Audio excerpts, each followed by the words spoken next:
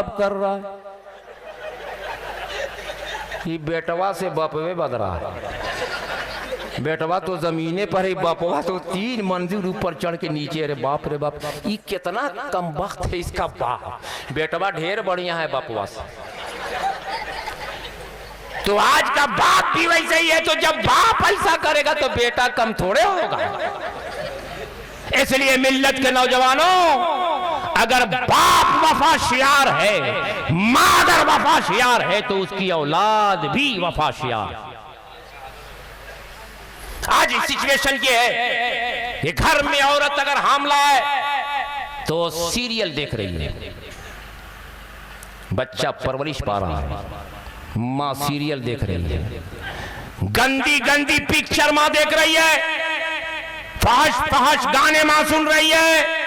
और शरीयत बताती है कि जब किसी के पेट में बच्चा रहे तो कभी भी नाजायज कदम ना उठाए, ताकि आने वाली नस्ल तेरी तबाह ना हो जाए। औरत को चाहिए कि जब बच्चा पेट में हो तो कलमा दरूद का तज़किरा होना चाहिए, जिक्र कुरान होना चाहिए, और फातिहा खानी होनी चाहिए, कुरान की तिलावत होनी चाहिए। जब ऐसी माँ होगी तो यकीन मानिए आने वाला लड़का भी गौसे आजम के सुन्नत पर आएगा, आने वाला लड़का भी इमाम आजम के सुन्नत पर आएगा, आने वाला लड़का भी इमाम हुसैन अलैहिस्सलाम के किरदार पर आएगा।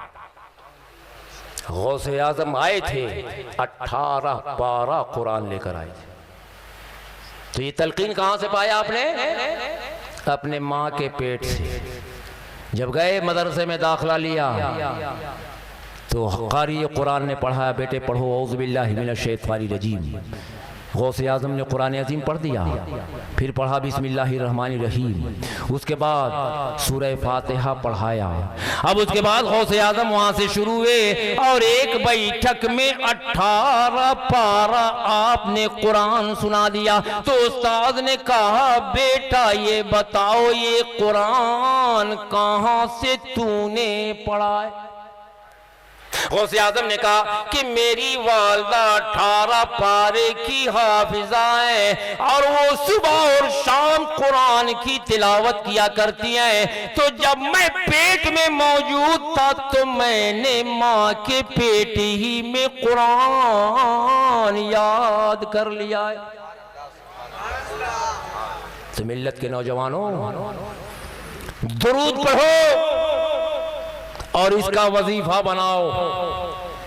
और आजकल तो मदरसे में नाम लिखवाना लोग भूल गए हैं। बच्चा पैदा होता है और उसके पीठ पर एक बोझा किताब लाद देते, LKG UKG।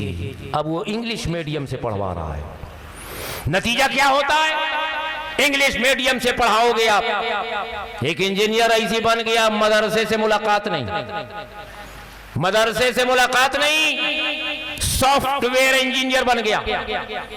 बाप उसको शादी का रिश्ता तय किया, बारात बड़ी धूमधाम से निकाला और बाराती भी वेल एजुकेटेड। भला इंजीनियर की शादी हो रही, कोई मजाक तो है नहीं। बाराती भी टाई पैंट कोट वाले और स्टैंडिंग इस्तिंजा वाले, बैठ वाला एक नहीं। महफिल सजाई गई, चले लोग आ गए मैरिज हॉल में। वक्त आ गया, आ रहे हैं काजी। अभी तो सॉफ्टवेयर इंजीनियर हो, क्या कलमा पढ़ोगे अंग्रेजी में? इजाब और कबूल करोगे अंग्रेजी में? काजी बैठ गए गवाह लेकर।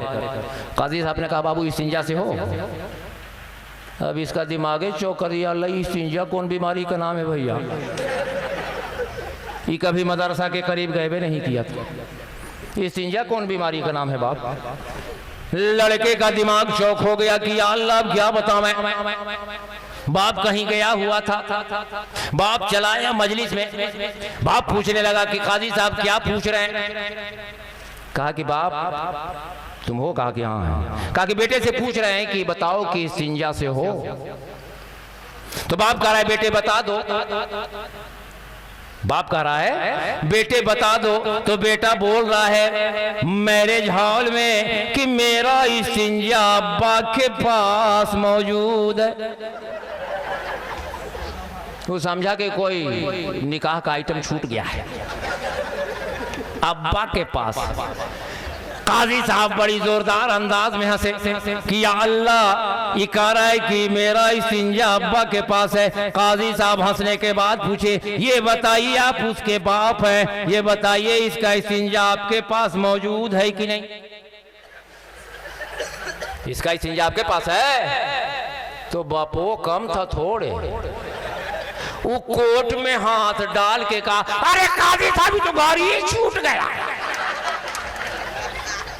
बापो कम नहीं था, कोट में हाथ डाल के अरे तो घर ही छूट गया। वो समझे कोई दौरा का सामान उमान है। हाय रे बौड़ा, कहीं का इस्तिंजा का फार्मूला समझ में नहीं आया, सॉफ्टवेयर इंजीनियर बन गए। या अल्लाह ये हाल है। मिल्लत के नौजवानों, अपने बच्चे को दीनी तालीम दीजिए। इसलिए अल्लाह के रसूल सल्लल्लाहु अलैहि वसल्लम ने फरमाया तलबुल इल्म फरीज़तुन अला कुल्li मुस्लिमिन व मुस्लिमा। इल्म दीन का हासिल करना हर मुसलमान मर्द औरत पर फर्ज है। आलिम होना फर्ज नहीं है, लेकिन इतना मसाइल शरिया का जानना जरूरी है कि हलाल को हलाल आप पहचान सके, हराम को हराम आप पहचान सके। दूसरी जगह पर फरमाया उतलिबुल इल्म लौ काना बिस्सीन, अगर चीन की दूरी भी अगर इल्म हासिल करने के तुमको जाना पड़े तो वहां भी जाकर उसको ले आओ, छोड़ो मत। और यहाँ बचपने ही से आदमी आप इंग्लिश मीडियम में बच्चों को पढ़वाना था।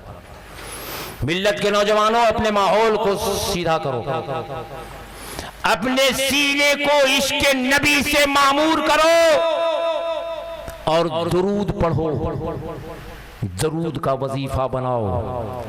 आप कहेंगे कि दुरूद में क्या फजीलत है? अल्लाहु अकबर।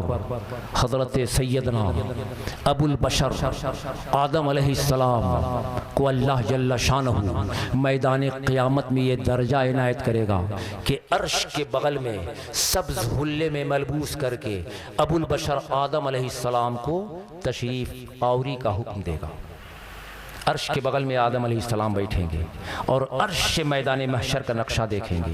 अल्लाह के रसूल सल्लल्लाहु अलैहि वसल्लम ने यह हदीस शरीफ बयान किया। इस हदीस शरीफ के रावी हैं इब्ने उमर रज़ियल्लाहु ताला। अल्लाह के रसूल सल्लल्लाहु अलैहि वसल्लम ने फरमाया कि अल्लाह जल्ल शानहू ने आदम अलैहिस्सलाम को ये इजाज़त देगा मैदान महशर में कि अर्श के बगल में सब्ज़ हुल्ले में मलबूस कराएगा और अर्श के बाजू में बैठाएगा। हजरत आदम अलैहिस्सलाम वहां से महशर का नक्शा देखेंगे और ये देखेंगे कि अल्लाह जल्ल शानहू मेरी औलाद से किस किस को जन्नत में भेज रहा है और किस किस को जहन्नम में भेज रहा है।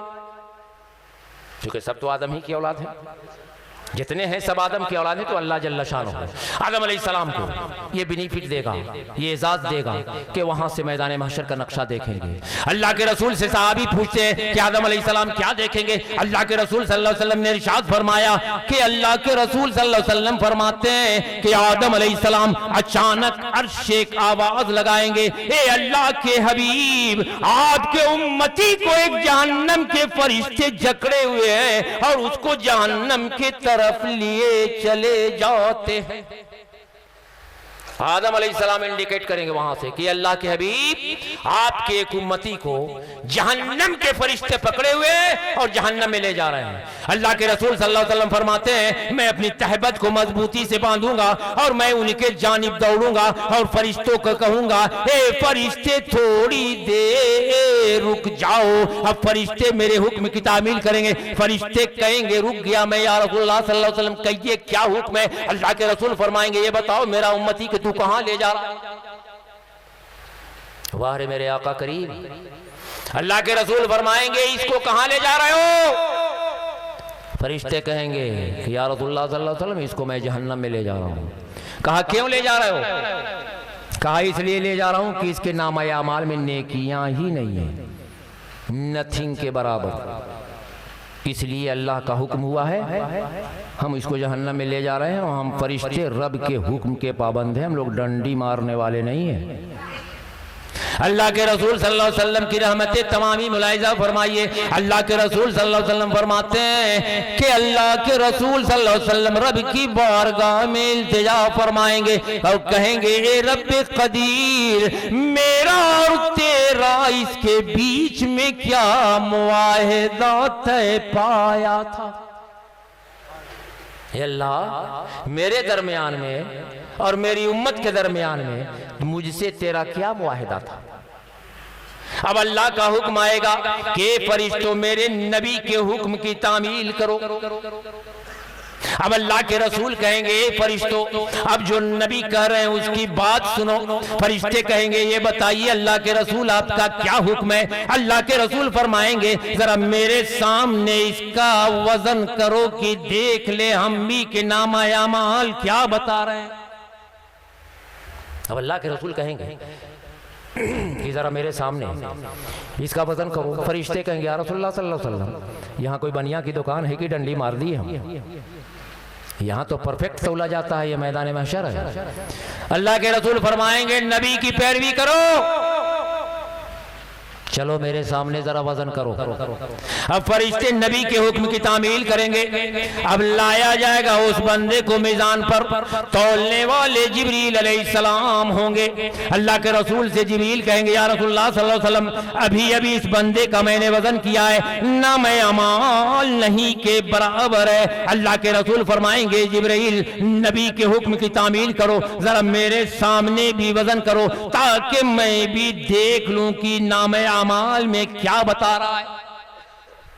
अब फिर इसको बंदे को मीज़ान पर लाया जाएगा, तो फिर जितने गुनाह उसमें ऐड थे, जितने कम उसमें गुनाह थे, फिर उतने ही वजन में आएंगे जो पहले वजन किया गया।